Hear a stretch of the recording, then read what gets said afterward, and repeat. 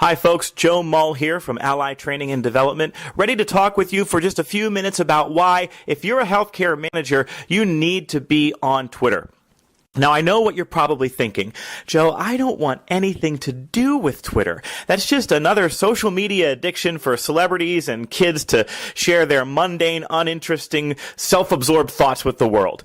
And I confess, I was there for a while. I thought, why do I care what people have to say on Twitter? Like, nobody in the world needs to know that I ate a ham sandwich, right? I don't need to share that with the masses. But the reality is that Twitter is not about sharing. It's about learning. And as a source of quick hit tips and tricks and information, it's become an invaluable tool. And I think if you think about the work that you do as a healthcare manager every day, customer service, service delivery, managing teams, motivating people, dealing with human resources and onboarding and training and safety regulations and managing the many different relationships that you have to manage all day long, along with all the additional tasks that you have to manage all day long, right down to keeping the copier running. You don't have time to seek out lengthy articles or strategies or ideas for ways to help you do your job better. You need quick hit tips and tricks and sources of information to help you get your team firing on all cylinders. And Twitter is a terrific medium to use to get that information. So what is Twitter? If you're not very familiar with it, it's an information network that was founded and launched in 2006. It's based on tweets, which are small bursts of information that are limited to 140 characters. You can attach links or pictures to tweets, and you can use hashtags to categorize or label subjects or areas or trends on Twitter. Usernames start with the @ sign, and if you sign up for a Twitter account and you log on, the main screen that you see every day is what's called your Twitter feed, the list of people that you follow to get information from or resources from. You can view your Twitter feed on a computer, on a tablet, or on a smartphone. How does it work? Well, you see the tweets of anybody that you have chosen to follow. And anyone who has chosen to follow you would see any tweets that you choose to send out. So on Facebook, if you become friends with someone, there's sort of this mutual agreement, right? Once you're friends, I can see what you post and you can see what I post. Twitter doesn't work that way. If you're following me, you see what I post. That doesn't mean I see what you post. And if I follow you, I see what you post, but you don't necessarily see what I post unless you follow me back. And the nice thing about Twitter is you can lurk. You can follow a whole bunch of people and see what they're sharing, and they never really have to know anything other than the fact that you're someone on Twitter who has a username who is following them. You can unfollow anybody at any time. If you run into someone that you think is abusive or is behaving in a way online that you're not happy with, you can block that person and you can report them. So who's on Twitter? Well, they actually have upwards of 1 billion users now. We have over 500 million tweets that get posted every single day. There are over 1.5 billion search queries conducted on the site every day. And more than 230 million monthly users. Here in the U.S., the number is over 50 million. And roughly 15% of the U.S. adult population is on Twitter right now. And that's comparable to LinkedIn. So let's get down to it. What's happening on Twitter, and why do you need to be on Twitter if you're not already? What are you missing? Well, Twitter has become the premier source of real-time and breaking news in the world. When things happen, nationally or locally, we're seeing information about those things first on Twitter. News networks, magazines, newspapers are all sharing content on Twitter. 60% of brands are on Twitter, and they're using that medium to engage customers and engage in service recovery and use it for promotions and specials and discounts that they're sharing with their customer base. Local news and information is available on Twitter, and this is a profoundly important way to use Twitter, and I think it's one of the greatest benefits of Twitter. A couple of months ago here in my hometown of Pittsburgh, we had some pretty significant flooding, and I was actually on Twitter and able to see what roads were closing and where traffic was backing up. Those things weren't being reported as quickly on the news. They're certainly not on newspaper websites. I was actually on the phone with my wife telling her how to avoid certain areas on the way to trying to get to one of her clients. And that moment, Twitter helped us in a way that no other medium could. Also on Twitter, your professional associations are sharing articles and information. Job postings are being shared on Twitter to targeted audiences. Thought leaders in whatever profession that you are in are on Twitter sharing valuable information, tips, tricks, resources, insights, ideas, information, articles, you name it. You can find it on Twitter. Your school district is announcing their school closings on Twitter. Your church might be sharing information about events.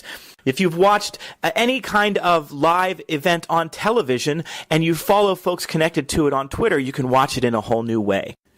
My point is that Twitter is the best way to keep your finger on the pulse of whatever you want to keep your finger on the pulse of. And if you're a healthcare manager who is constantly asked to tackle all those things that we mentioned earlier, you're expected to inform and inspire and motivate, explain, answer questions all day long, every day. Aren't there some things you want to keep your finger on the pulse of? If leadership isn't a singular grand gesture, but hundreds of tiny daily conversations, moments, interactions, and behaviors, then don't you want access to a steady stream of provisions to help you do just that? I think that's where Twitter shines. I believe that if you take 5 minutes a day to take a look at what's happening on Twitter, you will come away with things that you can share with your teams, your docs, your colleagues, and your staff. I believe you will come away with new strategies for tackling common problems. I believe you can have access to experts and advance your career and build a support network of colleagues and contacts just by keeping one ear to the ground, so to speak, and that is checking in on Twitter a couple of times a week. Now, I believe you can use Twitter effectively in 5 minutes a day. Well, why 5 minutes a day? Because that's really all the time it takes for you to browse your Twitter feed and tag things that you think are of interest that could be read and reviewed later or potentially shared with those around you. When are you going to find that 5 minutes? Well, if you have a smartphone, you have it already. Maybe it's while you're commuting on public transportation. Maybe it's while you're waiting in line at Starbucks. Maybe when you come into the office in the morning, right before you open your email, you open your Twitter feed and look and see if there's anything in there that might be worth paying closer attention to. It's pretty easy to get started if you decided that you want to check it out.